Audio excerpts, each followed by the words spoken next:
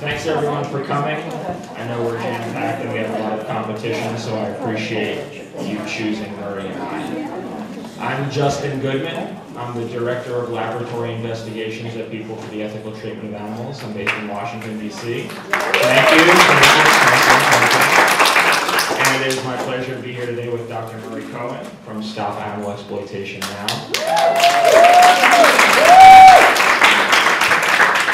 As you can see, the title of our presentation is called Responding to Vivisection Arguments, and the way we've kind of set this up is we picked 10 frequently heard comments, or maybe you could consider them frequently asked questions that you might hear from a family member or when you're out at a protest, and we're going to go through them and hash out with you all how to respond to these things. So it is also, in addition to having Murry here, it is my pleasure to be joined by the Velociraptor, the internet sensation Velociraptor, who's going to pose some interesting questions to us.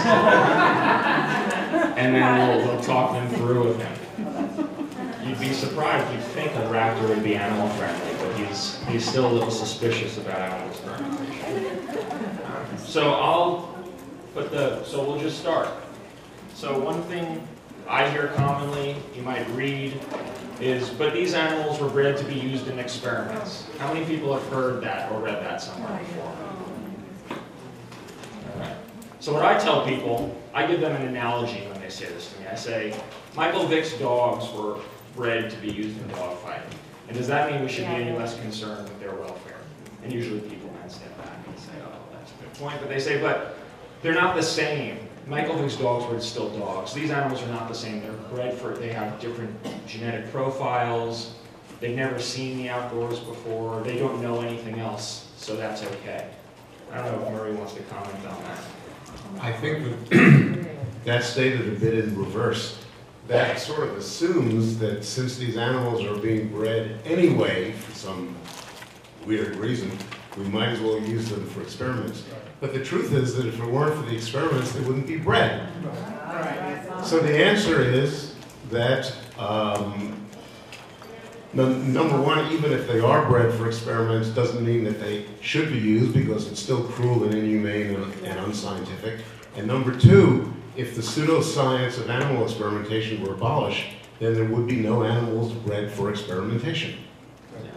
And I also like to make the point to people, and there's a great example of this, that so mice have been bred for many, many decades, almost a century, certain strains of them to be used just in experiments.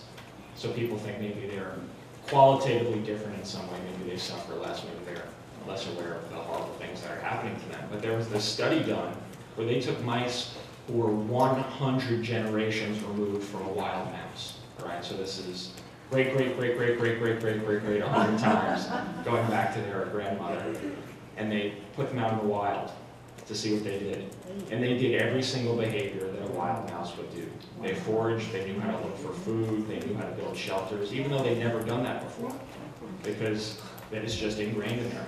It's ingrained in their DNA, and just because you put them in a shoebox in a dark laboratory doesn't mean you take that away from them. So we know that they're the same as the wild mice. It doesn't matter whether they're bred in a laboratory or they're born and bred in the wild, they're going to suffer the same way. So does anyone have any input on this one? Is there anything else you would say to someone? Any questions you have about this one before we move on?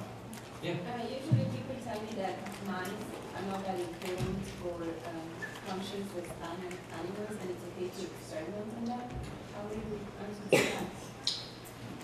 Could you repeat the question, please? Oh, sure. So the woman up front asked, she said that sometimes someone will say to her, well, mice are less important, they don't suffer the same, they don't really experience that pain in the same way, so maybe it's okay. Because they're small. But the truth is that that's incorrect. Mice laugh, mice tickle one another, mice giggle. All of this has been shown beyond the shadow of a doubt. Just because they're small doesn't mean that they're inferior in any way, except in size. But they still have mammary glands, they still nurse their young, they're mammals, they have mammalian brains just like we do. They're involved in families, they show affection toward one another and as companion animals toward humans. So the answer is that people have been brainwashed into thinking that mice are vermin, just like in Israel until not too long ago, and still in many countries in Eastern Europe and the Middle East, think of cats as vermin. Probably not too long ago, in this country it was thought that cats were vermin. So it really is trying to elevate the belief system and applying the humane ethic to all animals. I might say especially mammals. That would probably offend people. But since mice are mammals, and since we're mammals, and since monkeys and chimpanzees and dogs and cats are mammals, we share much, much more than we don't share. Not enough so that they could be used as animal models, that is true, but enough to accord them respect as fellow living beings. All right. Yeah, we'll take a couple more comments on this one. So are you not supporting fish? Because fish is not mammal. Fish is not mammal. So it's just like a mammal support group. Oh, no, not at all. Yeah.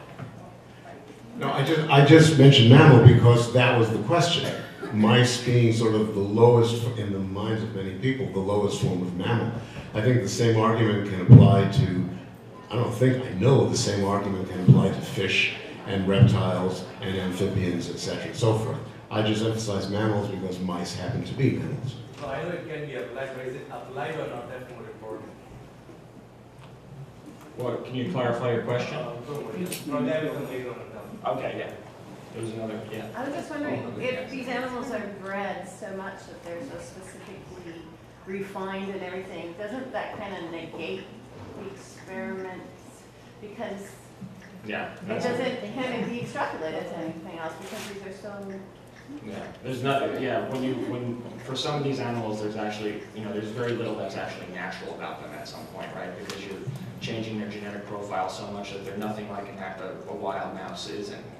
So you see that, the response you're going to get from one of these animals in an experiment even is very different than a mouse who has this other gene tinkered with, and that's why there's so much unreliability depending on even what mouse strain you're using in an experiment, never mind the species. Yeah. I was just going to say, in terms of extrapolation, how can you extrapolate from a mouse to a different species when results vary from strain to strain? Certainly from sex to sex, from age to age, from size to size, from weight to weight, but also from strain to strain. So if you can't extrapolate from one mouse strain to another, how on earth can you extrapolate from any mouse strain to human beings? Yeah. Yeah, to follow up on that, we always tell people when you're arguing about vivisection, just say, well, the moral issue is self-evident. So let's just do away with that. Right. The animals, all animals, whether they're bred to be used or gotten from a pound, they're physiologically different, their metabolism different, their genetic makeup is different, they react differently to chemicals. You can't even extrapolate from a lab dog to a normal pet because there are so many differences just by being in the lab. So like you said, you can't extrapolate from men to women. You can't extrapolate from, any species of animals to human beings. So what difference does it make if they're bred to be used? It's all a scientific fraud. And this is the central contradiction of animal experimentation, right? It's that animals are like us in so many ways that we can use them for stand-ins, but then the scientific community likes to ignore those similarities when it comes to evaluating whether it's ethical to do this, right? So that's the problem, and that's not. And then the burden of resolving that is not on us; it's on the animal experimenters to say that if they're so much like us, why is it okay to do And this? they admit it all the time when it's convenient for them. Yeah. Like with ALAR, when the NRDC was using animal experiments to prove that ALAR was dangerous to us, then the chemical company said, oh, but you're using animal tests to say it's dangerous. Well, everybody knows animal tests are worthless. So they like to have it. They like to talk out of both sides of their mouth. And if you read, you'll see, they admit it again and again and again. All right, If so extrapolation were that easy, there would be no need for post-marketing surveillance. You would have the clinical research properly done, which it very often isn't, maybe usually isn't, because drug companies want to get the results to sell their drugs, so it's all about money, so they fudge the methodology of the experiment. However, if it's properly done, and it's randomly controlled, placebo-controlled, blinded, all of the features of the scientific method, and you have a large N, which means the population is large enough so that the results are statistically significant. Even those results can't be extrapolated to fellow human beings. When the same drugs are used in the same kinds of people, the same ages, with the same diseases out there in private practice, the results are different. So if you need post-marketing surveillance in order to watch the dangers of extrapolation from one human to another, how on earth can you extrapolate from one species to another? You can't. All right, let's see what the Velociraptor has for us next. What are you gonna throw at us? I hear this all the time, but animals in laboratories get better health care than I do. Has anyone heard this before?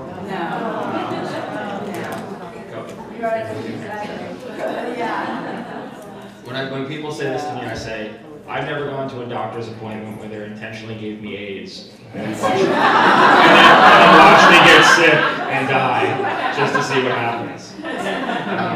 But no, this is something I hear, quite frequently, that there's such high standards that these animals are getting treated so well that we shouldn't have any concern for them. But in reality, these are animals who are healthy animals who are being made sick on purpose, being given treatments that are potentially harmful, sometimes intentionally harmful, or being given no treatment and just watching as some horrible disease progresses or as some chemical burns through their eye. So they may be getting some veterinary treatment at some point, but only to the degree that it doesn't interfere with their experiment.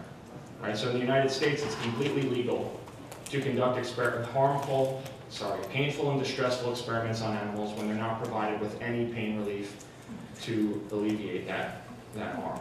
Right? It's totally legal to do that. All you have to do is check a box and say, well, giving pain relief is going to interfere with my experiment. Right? So that's still legal in the United States. Yes, Mike? I think in veterinary care, one of the advantages that they have is that when an animal's life has reached a point where there is no hope and there is unlimited suffering, they can perform euthanasia. One of the most disturbing situations I've ever seen relevant to an animal not getting adequate veterinary care was, I can't remember the university, I want to say it was UCSF. The veterinary staff went to the principal investigator because they had several primates that were clearly in need of euthanasia. The one thing they could actually do for these animals, and the principal investigator said no, because they still wanted to collect a little more data. Please, if you can make your way up to the microphone. Also, I think the short answer to this question is the purpose of laboratory animals is to make them sick. It's for them to suffer. It's for them to die excruciating deaths.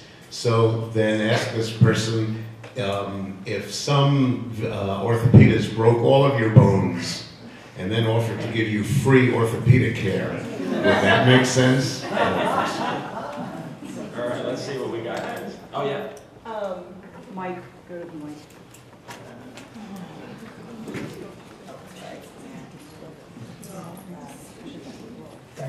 Can we get a comment later? Yeah. Oh, she made it. She just made it to the mic. Oh, sorry. So one thing that I think that that I really want to point out is that I know that according to the NIH or according to the government, years ago, I believe it was in the 90s or the 2000s, that animals, birds, mice, rabbits, rodents aren't even considered animals. And so in any of the legal situations that apply to animals, the law has been changed such that 95% of the subjects in these tests aren't even covered under those laws. Velociraptor is going to read your mind because he has a question. Velociraptor. But there are strict laws to protect animals in laboratories. Perfect timing. Perfect timing. As this woman was saying, 99% of the animals in laboratories in the United States are excluded from the only federal law that protects animals in laboratories.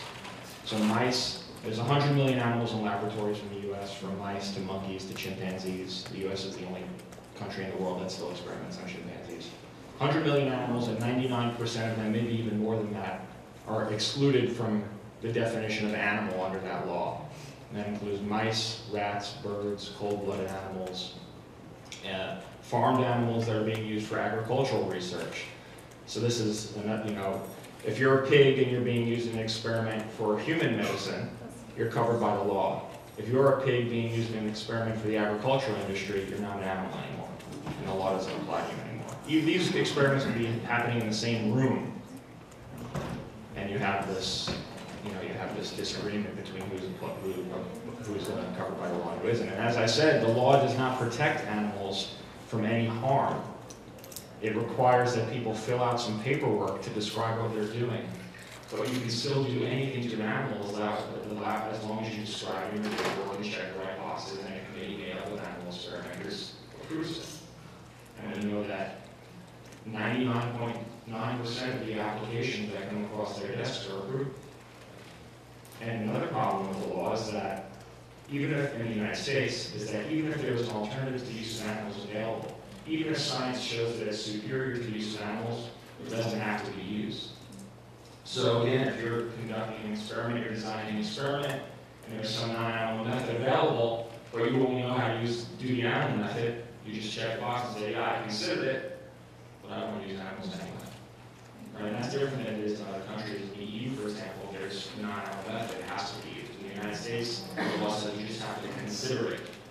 And that consideration is almost virtually a check on a box saying, I consider it. Also, passing laws is often not sufficient. The laws have to be funded. And often these so-called animal protection laws, are poorly funded, poorly enforced, and it takes an outside animal rights organization like SANE, for example, to go over these inspection reports in order to effect some sort of a response in the form of a fine or termination of certain experimenters. On their own, they often will do nothing. So the laws on the books sound good, and they don't really sound good, because as Justin said, they only include 5 to 10% of animals, and will allow you to do anything, absolutely anything, create excruciating pain if it were, ready for the word, necessary for the experiment. And all they have to do is check, it's necessary. It's necessary. And the other thing is that these protocols are approved by animal care committees. The animal care committees are routinely weighted against us. We have 1 or 2 people on them. So we, the animal protectors, and so we're outvoted routinely 9 or 10 to 1. And so therefore, the animal care committee simply overstand. So that also doesn't really protect. It's just a myth.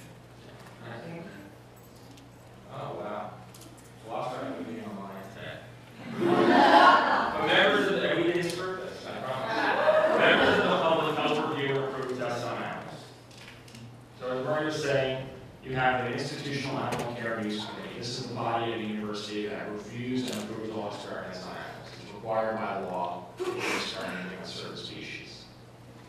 And if this committee has, so at the minimum, it has to have a veterinarian, an animal experimenter, and a member of the public.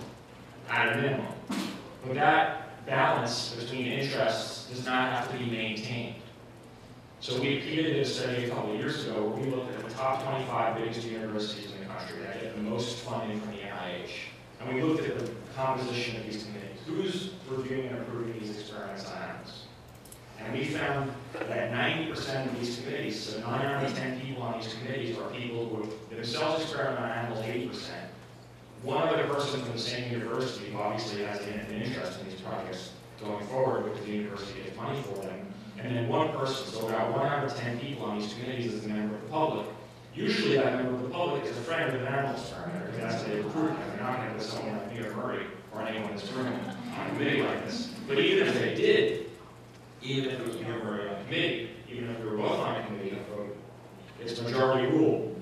There doesn't have to be consensus. So even if 2 people vehemently oppose the project and 8 people want it, or even if 6 out of 10 want it, the the project gets approved.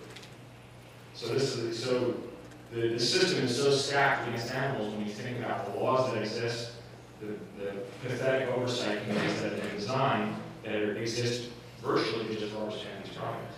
Plus, to make it even worse, even when the committee votes against the experiment, as happened at the University of Wisconsin, where an experimenter is trying to produce a strain of flu, of influenza, that's the same as the 1918 strain that killed 20 million people on Earth and caused Parkinson's disease and countless survivors.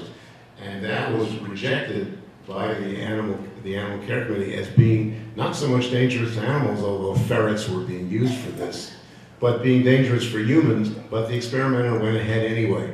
So even if the animals are included, and even if the pain and suffering factors aren't considered, and even if the Animal Care Committee votes against going ahead with the research continues anyway. Why? Because all of these people's colleagues are apologists for the research. There's a maternal deprivation experimenter at the University of Wisconsin named Ned Kalin, and I'm involved in a campaign against him. So I had an op-ed published, I don't know, 3-4 weeks ago, and the letters that came in were all from university employees, fellow vivisectors, and the guy who's in charge of animal research, violently not defending Kalin's research, but attacking me, which of course is what they do, because the research can't be defended. So that these people's livelihoods depend on one another, and they will come to the defense of one another, not on the basis of science, not on the basis of human health, not on the basis of anything other than their own economic self-interest. And in other countries, the balance of these committees is different. So there's certain European countries, for example, where half of the committee is made up of people representing the animal welfare community, right? So you have more of a balance where if half the committee opposes something, there's going to be a meaningful discussion about whether it's going to go forward or not. In the United States, we don't have that balance, so you get these totally biased committees, and it's, the law allows that. And actually, in a lot of ways, the law is designed to allow that to happen. And don't forget, when you hear vivisectors claiming that animals are protected by the Animal Welfare Act that was amended in 1986, and all of these features are in place where their living has to be enriched by toys, etc., and so forth. They're all hiding behind this 1986 Dole Amendment of the Animal Welfare Act. In 1986, every vivisector in the country opposed that legislation, and now they're hiding behind it. So, Oh yeah, go ahead. Microphone. Oh, okay. I'm wondering if PETA and the other groups, are we allowed to work to change the laws? Is that political and so, tax deductions are not allowed? Or are we allowed to change? And are the big groups working on changing that law? The Animal Welfare Act? Because I ask because we're working on the University of Washington Baby Monkey Lab right now, and we hear from Maria Cantwell, our senator, who is supposedly very pro-animal, but she kept saying, oh, well, they're protected by the Animal Welfare Act. That's always her reply, and we need to educate her and change things and maybe get her on our side. I don't know, maybe you know her better than me, if she's really on our side. I think that they're sincere in saying that they're on our side, but what's more important to them than being on our side or protecting animals is getting reelected and getting money. And the money comes from corporations, and the corporations are all making money on animal abuse of one sort or another. That's what keeps them going. I think our whole economy is built on animal abuse and has been for hundreds and hundreds of years. So that the answer is to try, and I don't know how to do this, because I'm not politically active as some people like Anthony Bellotti is, but the answer is to show these people that they can get the funds they need to not only get elected, but to be true to what they say outside of corporate donors. But that's very, very difficult. That means everybody opening up their wallets and pocketbooks and really shelling out. And that is very difficult.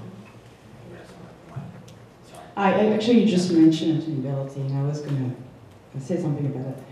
I watched his talk at the National Museum of Animals and Society not long ago, and he talked about how, it really blew my mind because I didn't know about this, that most of the money that goes into research is really taxpayer money. And therefore, his view is that if we don't cut off this money, if we don't stop this money flowing to the researchers, it will never stop. And that all the arguments we can make against vivisections and the right to animals in labs, in the end don't matter, because as long as there's public money going into that process, it's still paying the mortgages of the vivisectors. $16 billion goes to the National Institutes of Health.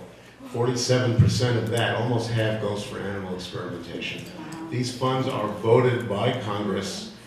Anthony mentioned yesterday that over the last 10 years, the NIH budget has doubled. We're supposed to be seeing better health results from that. I don't know how many of you see better health results from that. As a doctor, I don't see better health results from that. But the point is that we have to get to these legislators, especially on the finance committees, and convince them that they cannot and should not throw all of these billions of dollars to NIH, because number one, they're wasted. Number two, it's a bottomless pit. The more you give them, the more they want.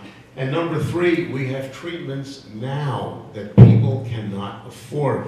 Why look for new ones? Why spend billions and billions of dollars on new treatments that yet more people won't be able to afford? I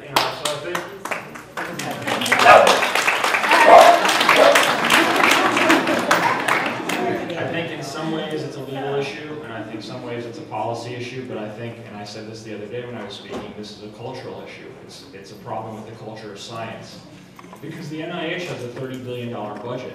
There's no law or policy that says that 47% of that has to go to animal experimentation.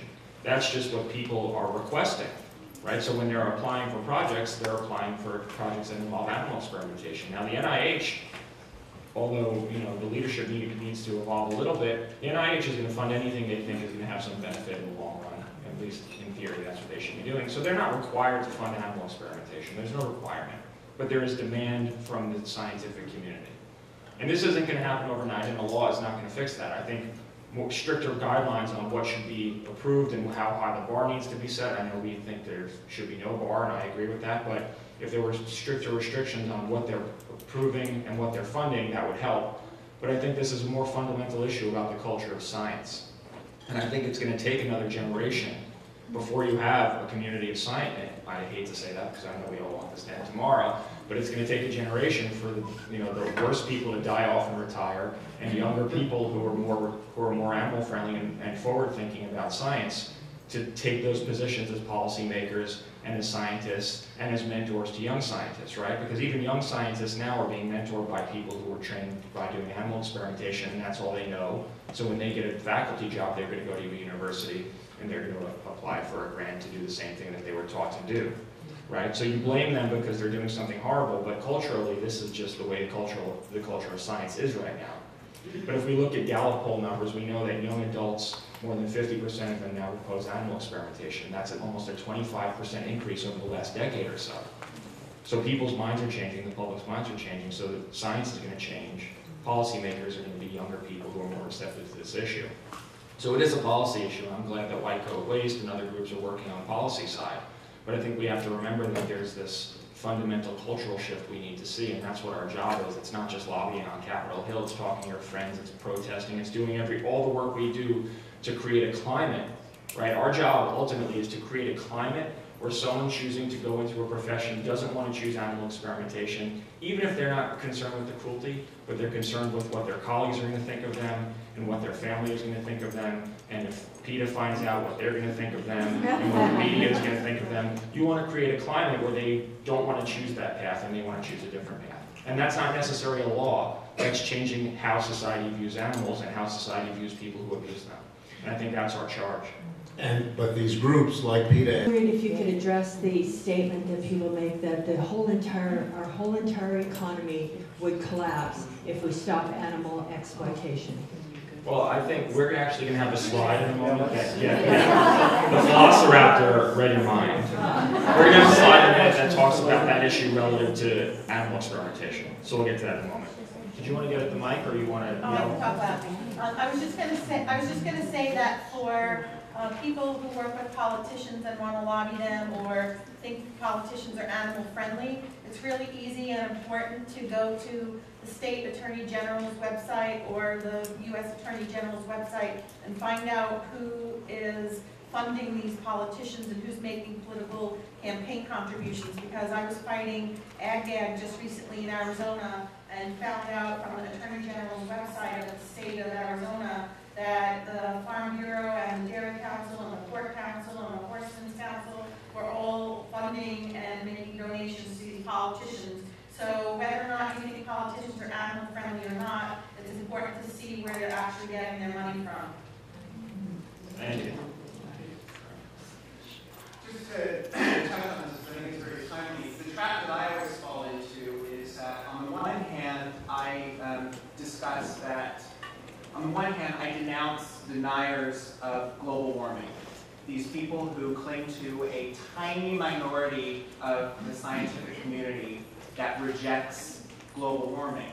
On the other hand, when I'm talking to people about anti-vivisection, they point out that the overwhelming scientific community embraces it. And when I try to, point them to Greek's books or anything of that nature, they kind of view me as akin to one of these global warming deniers. And I was wondering if you could respond to how to get out of that rabbit hole. I mean, I think if you're talking to someone who's thoughtful and who's actually open to listening, I mean, the evidence is over. If we're talking about evidence, right? So when we're talking about climate change deniers, they're relying on some little shred of insubstantial evidence somewhere in the corner of the room where the rest of the room is filled with all the evidence supporting climate change. And that's the same, if you reverse that, that's the same thing we have with animal experimentation, is all of the evidence shows it doesn't work, it's unreliable. If anything does come of it, it's purely by chance just because there's so much going on.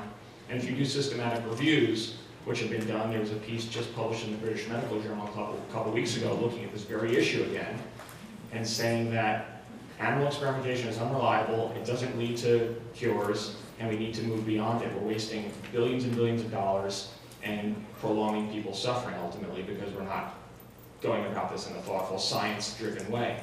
We're appealing to things that are traditional but may not work. So again, I think this speaks to what I was saying about changing the culture of science.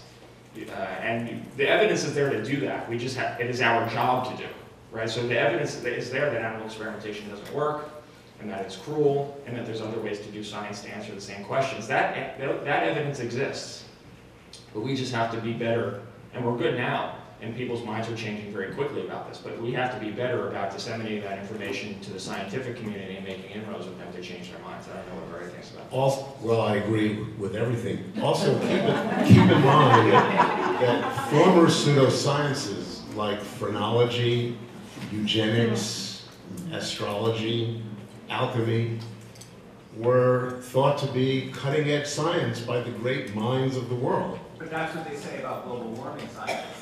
Yes. Yeah, Jeremy. Should I go to Mike? Sure. Okay. You speak loudly though, so you probably don't need to. Well, the conference wants it recorded and all that. But I think another key difference between these two things is that with climate scientists, you actually have a pretty large group of scientists that are actually looking at and reviewing and analyzing data about whether or not climate change is happening, whether it's not. And of course, they're all saying that it is happening and that it's caused by humans. With the case of the use of animals in experiments, I don't think that you have that. I think that most people in the scientific community that are saying animal experimentation is sound science are basically making a faith-based statement that they've heard other scientists say, and so they're just parroting that. They haven't actually investigated it very much. There is not a very robust group of scientists that are looking into this. And the ones that are looking into this are publishing review papers that look at the data and show that, in fact, results from animal testing are not predictive for what happens in humans. So I think that's one of the biggest differences that I see there, is that you have climatologists who are looking at climate change, huge group of them, and rather than with the case of animal experimentation when the scientists are just making it based on faith, because that's what they've been told. Yeah, in a lot of ways it's about empowering scientists and physicians, I think, to feel confident in saying this, because if you ask most physicians, and there have been surveys about this, and Murray probably knows, if you ask most physicians if they feel like their work is being improved, their clinical work is being improved by animal experimentation, they say no. But then if you ask them if they support animal experimentation, they say yes. Right? So there's this disconnect that they kind of defer to this bigger idea that they know their colleagues support this, they may know someone who does it, so of course they're not going to come out and say it's horrible. But you have to empower them, and that's why it's great that there are groups and there are people like Murray who are out there as peers saying, let's be scientists about this. Let's look at the evidence and follow the evidence. And sometimes scientific evidence leads you somewhere that's uncomfortable and inconvenient. But that's the way science works. If you're a scientist, you follow the evidence wherever it goes. You don't just keep saying the world is flat because that's what we thought. You say, okay, well, maybe the world is round. Maybe there's another way to look at this problem. And let's not forget that scientists as well as doctors in the medical industry are all pressured also to stick to the system. Yeah. And they're afraid of stepping out of the system and losing their jobs. And when they do step out, Yeah. they are ganged up upon by Right. by their kind, and then they retract what they say, like zero. So the former director of the NIH came out 2 summers ago and said, and I gave this quote the other day, I showed it on my slide, we all drank the Kool-Aid when it comes to animal experimentation. It doesn't work, and we need to, be looking other ways to do science. And then he was pressured by the lobby groups to retract, and he wrote a long letter saying, "Oh, well, that was taken. I didn't really mean that." And the same thing happened with Sabin, and the same thing happened with a clinical immunologist whose name was Good, and it happens all the time. And it happens with a colorectal surgeon that I once knew in New York many years ago, who came out opposed to demonstrating use of abdominal sutures on dogs, part of the U.S. surgical campaign. And he came out in our favor and actually allowed us to use his name, and then he was threatened with his institution. He didn't have tenure, and even though he was chief of the department, he was threatened by his institution that if he ever says one word like that again, he will be instantaneously fired and will never work again. We then got a letter from him pleading never to use his name again, and of course we never did. So it takes not only courage, but it really means risking it all, And it's not only money, it's being able to oppose the rest of your profession with the confidence that you are right and they are wrong, even though everybody is calling you a traitor, a fool, an asshole, etc. and so forth. It takes a tremendous amount of courage to do that, and not everybody is up for that.